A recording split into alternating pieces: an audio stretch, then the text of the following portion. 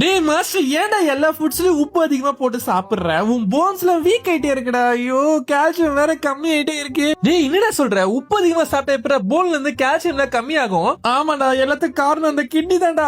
இருக்குடா உனக்கு. டேய் கிட்னின்னா ஏன்டா பாடியில இருக்கிற கால்சியத்தை எல்லாம் உச்சால அனுப்பி விட்டுற? உன்னால ஏன் போன்ல இருக்கிற கால்சியத்துல நான் மத்த ஆர்கன்ஸுக்கு தார வாத்துட்டு இருக்கேன்டா. டேய் நான் என்னடா பண்றது? மாஸ்டர் உப்பு அதிகமா சாப்பிடுறதால பாடியில சோடியம் லெவல்ஸ் அதிகமாகுதுடா. அப்படி இருந்தா ப்ராப்ளம் ஆகும். நான் அதை உச்சா வழியா அனுப்பி விட்டுறேன். அப்படி பண்ணும்போது கால்சியமும் அதோட அடிச்சிட்டு போயிடுதுடா. டேய் என்னடா சும்மா கத்திட்டே இருக்கீங்க? ஐயோ வந்துட்டானே, போச்சு போச்சு. டேய் கிட்னி, என்ன சும்மா கால்சியத்தை வேஸ்ட் பண்றேன்? கொஞ்சம் பாடியில இருக்க வைடா. Okay boss. டேய் போனே, பாடியில நிறைய பேர் கால்சியம் தேவைப்படுது. உன் போன்ல இருந்து கொஞ்சம் கால்சியத்தை அனுப்பி விடு. கொடுக்க மாட்டேன் போடா. அப்புறம் மாஸ்டருக்கு ஆஸ்டியோபரோசிஸ் கால் வலியில கஷ்டப்படுவான்டா. டேய் லூசு பையில, பாடியில கால்சியம் ரொம்ப முக்கியம்டா. Nerve, muscles, even heart beat பண்றதுக்கு கூட கால்சியம் தேவைப்படுதுடா. மாஸ்டரோட உயிர் முக்கியமா இல்ல போன் முக்கியமா? உயிர் தான்டா.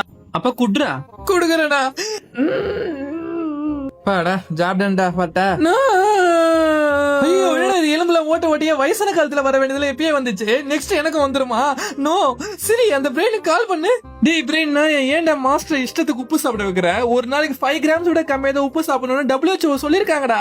ஏய் உப்புலாம் எவன்டா அளந்து சாப்பிடுவோம்? வேற வேலை இல்ல. டேய் அளந்து சாப்பிட வேணாம்டா, ஆனா அளவா சாப்பிடணும். உப்பு அதிகமா சாப்பிட்டா பிபி, கிட்னி ஸ்டோன்ஸ் வரது இல்லாம கால்சியம் லாஸ் அதிகமா இருக்கும்டா. என்னதான் கால்சியமுக்கு பால், ஃபுட்ஸ்லாம் நீ எடுத்துக்கிட்டாலும் போன்ஸ் வீக்கறதுக்கு அதிகமா உப்பு சாப்பிடதான் காரணமா இருக்கு. சோ லிமிட்டா சாப்பிட வை.